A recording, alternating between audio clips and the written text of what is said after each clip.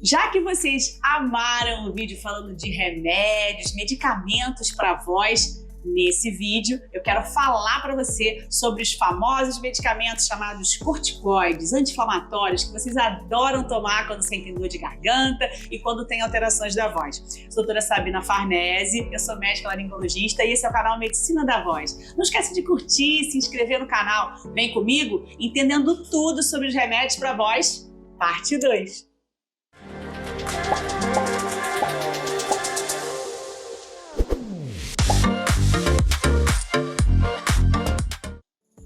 Os remédios usados para melhora da rouquidão são bastante prescritos, mas as pessoas sabem muito pouco o que essas medicações fazem de bom e o que elas fazem de ruim. Então, nesse momento, eu quero começar pelos anti-inflamatórios, aqueles remédios que todos adoram. Ah, não, minha garganta está inflamada, eu estou rouco, vou usar um anti-inflamatório. Isso é um remédio que todo mundo gosta. E vamos começar falando sobre eles agora. Então, aqui com vocês vai passar agora os famosos corticoides. Essas medicações anti-inflamatórias são chamadas de medicações anti-inflamatórias hormonais. Por que hormonais? Porque elas mexem aí um pouquinho, são hormonais, são hormônios. Então, eles mimetizam alguns hormônios. E o mais importante deles é o cortisol. Então, os medicamentos que mimetizam essas substâncias são o Predicin, a prednisona, o Prelone, tem vários, a dexametasona, são remédios, vai passar aqui todos eles para vocês, dizendo quais são essas medicações. Quais são os efeitos dessas medicações? São medicações que têm 3 vias de administração. As vias de administração são orais, são inalatórias e injetáveis. E essas medicações, elas são muito utilizadas e são muito boas. Eu, particularmente, gosto muito dos corticoides, mas, como todo remédio, existem efeitos colaterais. O que ele ajuda? O que o corticoide ajuda? Quando o médico vê lá no seu exame, que você faz o exame da prega vocal, e ele vê que tem alguma coisa que ele pode melhorar com o anti-inflamatório hormonal, ele vai usar o corticoide para dar uma ajuda. Então o corticoide vai tirar um pouquinho daquele inchaço, daquela vermelhidão, vai dar aí uma melhora, principalmente nas laringites, Quando está inflamado, a gente vê muita ajuda do corticoide. Mas quais são os efeitos colaterais dos corticoides? Por incrível que pareça, o corticoide tem um efeito colateral que você não imaginava. E esse efeito colateral é a rouquidão. A rouquidão, ela pode sim ser causada pelo corticoide. Então, se você toma corticoide por conta própria, isso é um alerta para você. Pode ser que você tenha rouquidão devido ao uso do corticoide. Mas, doutora, como o médico pode passar um remédio que causa rouquidão? Pessoal, as medicações, elas têm vários efeitos, tanto efeitos benéficos quanto efeitos maléficos. Algumas pessoas têm mais ainda os efeitos maléficos. Então, o médico vai saber julgar isso bem para utilizar esse medicamento para você. O corticoide para gerar rouquidão, normalmente quando ele é usado muitas vezes, normalmente quando ele é usado por muitos dias, fora daquela janela que a gente chama de janela terapêutica. Então, tem que ficar bastante alerta com essas medicações. Outro efeito do corticoide é a fraqueza muscular. Isso aí, você que canta, fraqueza muscular não é legal para você, Você vai querer que os seus músculos estejam tonificados, vai querer fazer aqueles agudos belíssimos, com aquele alcance maravilhoso. Então, acho que fraqueza muscular não é muito o que você deseja. Os pacientes que costumam observar esses efeitos são os pacientes que têm asma.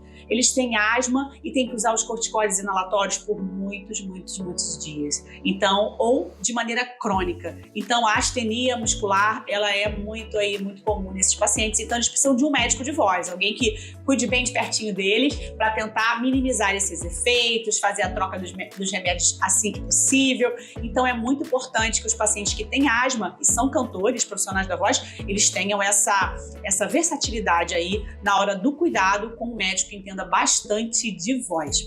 As medicações orais, inalatórias, elas são muito utilizadas e também, não sei se você já ouviu falar, daquelas que são injetáveis. Então, as injetáveis, são usadas raramente, só quando realmente o médico vê que há muita necessidade que o profissional da voz se utilize disso.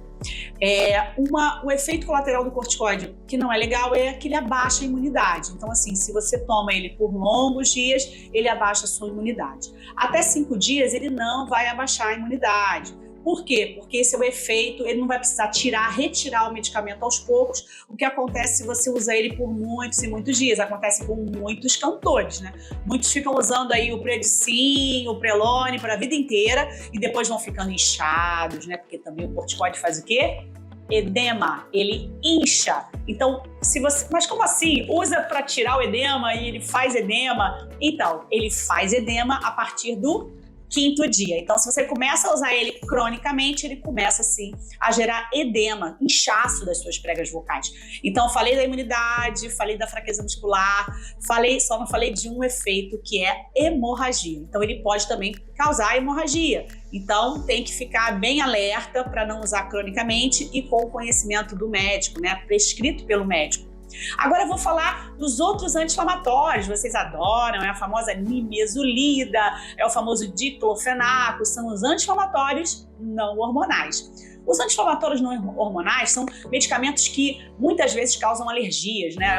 Os pacientes às vezes têm alergia a esse tipo de medicamento. Outro medicamento desse é o ibuprofeno.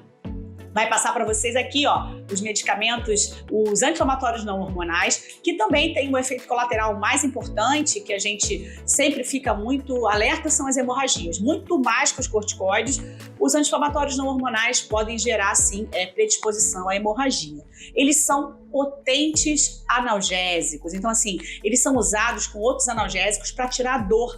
Então, os pacientes profissionais da voz usam essas medicações para quê?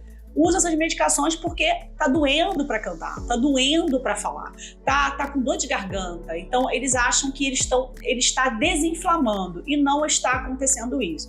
O anti-inflamatório não hormonal, ele não desinflama, ele tem esse nome, mas ele é mais um analgésico. Tá, pessoal? Um analgésico. Ele ajuda com aquela dor, ajuda você a engolir. Então, ele não é utilizado por um médico de voz. Realmente, um otorrino de voz, ele é raríssimo quando ele vai passar um anti-inflamatório. Só vai passar se é por outras patologias, como faringites, amidalites, mas para voz, para pregas vocais, ele não vai se utilizar. Ainda mais que tem esse potencial aí, apesar de pequeno, de causar hemorragias. Outros medicamentos, a gente vê aí os antialérgicos. Então, assim, os antialérgicos, eles são medicamentos que muitas pessoas se utilizam por conta própria, né? Você tem, doutor, eu sou muito alérgico, eu espirro muito, e fica aí com usando antialérgicos por muito tempo. Os antialérgicos, eles têm uma função, né? E uma delas é tirar essa secreção. Muitas vezes a pessoa fica ali muito com coriza, espirrando, e ele diminui esse processo inflamatório. Então, o corticoide diminui o processo inflamatório. O antialérgico, ele diminui o processo inflamatório, então, causado pela alergia. Então, as pessoas se utilizam porque, eu sou alérgica, então eu acho que o antialérgico vai me ajudar. Se você é profissional da voz, o antialérgico, muitas vezes, ele pode prejudicar a sua voz. Ai, doutora, não faça isso, eu tomo todo dia, eu não vivo sem a minha loratadina, vai passar aqui, ó. Os antialérgicos, loratadina, desloratadina, levocetirizina, tem vários antialérgicos aí que são bastante utilizados. Então, esses antialérgicos, eles fazem uma coisa chamada ressecamento das vias aéreas. Por quê? Porque a pessoa alérgica, ela tem muita coriza, né? Ela fica com muita secreção. Então, o antialérgico vai fazer o contrário. Só que um profissional da voz, ele precisa da secreção também. Ele precisa da hidratação, da água da prega vocal. Então, se você dá um remédio que desidrata, então você não está ajudando. Então, o médico de voz vai saber muito bem o que fazer. Vai saber se ele vai entrar com antialérgico ou se ele vai entrar com outro medicamento, e vai saber o tempo, vai saber tudo para que aquele profissional da voz não tenha essa desidratação das pregas vocais. Uma outra substância que o médico de voz não usa, tá, gente? Mas muitas pessoas usam achando que vai tirar o inchaço, são os diuréticos. Diuréticos tem vários artistas aí na mídia, eles se utilizam até dos diuréticos para quê? Para ficarem fitness, magrinhos, né? Porque se você tira o líquido do corpo, você fica com uma aparência mais magra, mas a aparência mais magra não é saúde, porque você está tirando a água das suas pregas vocais. Vai passar aqui os diuréticos para vocês, algumas substâncias, para que vocês saibam direitinho o que essas substâncias fazem. Vamos agora para os inibidores da bomba de prótons. Isso, que nome difícil, doutora. Eu não conheço esses remédios. Não, você conhece. Vamos passar aqui, ó. Os inibidores da bomba protônica são os OIs, né, que as pessoas falam. É o omeprazol, é o pantoprazol, é o esomeprazol, e outras medicações novas que estão aí no mercado para tratamento de quê? Das afecções gástricas, né, do refluxo e para diminuir a acidez.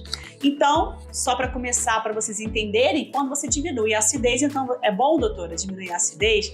Diminuir a acidez pode ser muito bom. Pode ser muito bom quando uma pessoa tem uma doença chamada refluxo gastroesofágico. Então, os medicamentos, só que tem uma situação dos inibidores da bomba protônica que as pessoas não sabem. Se você usar ele por muitos e muitos dias, né, meses, direto, sem um controle, eles podem gerar anemia. Então, o paciente pode ter anemia e anemia não é legal.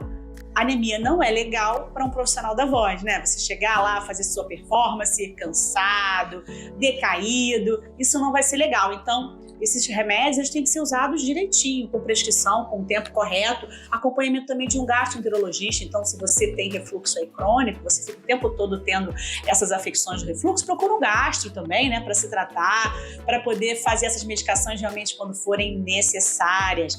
Então, os inibidores da bomba protônica, eles devem ser usados na dose correta. Então, o médico de voz sabe muito bem a dose que ele deve fazer para cada paciente para diminuir as afecções da voz. Então, às vezes você vai até num profissional cuidar do seu refluxo, mas ele não tem costume de cuidar do refluxo faringolaríngeo, que é o refluxo que a gente trata, né? Que o otorrino de voz trata o refluxo que é alto, né? Aquele que atinge as pregas vocais. Os antibióticos, eles são muito prescritos. Então, você chega lá na emergência, fala que você está com dor de garganta, fala que você está rouco, aí o médico da emergência vai te passar um antibiótico. Mas, infelizmente, os antibióticos, eles não atuam sobre a voz. Então, diretamente sobre as pregas vocais. Só salvo em alguns casos, que são as laringites infecciosas. Uma laringite infecciosa, ela é diagnosticada por um profissional, né, por uma pessoa que cuida de voz, porque é uma laringite que tem aí muita secreção, tem outras comorbidades, algumas coisas envolvidas, né, sintomas diferenciados para que o médico pense em usar um antibiótico. Raramente isso é necessário, o médico de voz raramente usa antibiótico, a não ser para quê? Para as sinusites, para as amidalites verdadeiras, que tem pus realmente, que precisam, que são bacterianas. Então, o antibiótico não é uma boa solução quando você pensa em se automedicar. O antibiótico, ele gera uma resistência bacteriana. Se você, toda hora que você acha que está com a garganta inflamada, você tomar um antibiótico, vai chegar a época que você não vai ter mais antibiótico para você, porque as bactérias, elas fazem uma resistência. Então, vamos tentar tomar menos antibióticos possíveis e somente quando forem necessários. Pessoal, espero que tenham curtido o vídeo longo, hein? Eu quero que vocês compartilhem para todos aí, os profissionais da voz, para os fonoaudiólogos, para todo mundo esse vídeo falando dos remédios. Não esquece de curtir, se inscrever no canal. Vai passar para vocês aqui o meu espaço, aqui os contatos, né, das minhas consultas online, consultas presenciais do meu espaço, Otovoice Medical Center na Barra da Tijuca, onde eu atendo os profissionais da voz com muito carinho, com muito amor. E todos vocês que tiverem alterações da voz são convidados. Um grande abraço. A Otovoice é uma clínica de excelência em otorrinolaringologia, fonoaudiologia e voz.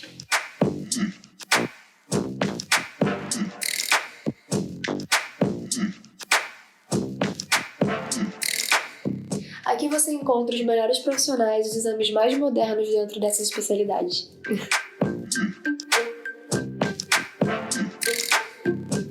Possuímos os melhores exames das cordas vocais que são realizados em alta resolução e com os melhores equipamentos. Se você gosta de cantar ou usa a voz profissionalmente, sem dúvida esse é o lugar para você cantar bem e com muita saúde.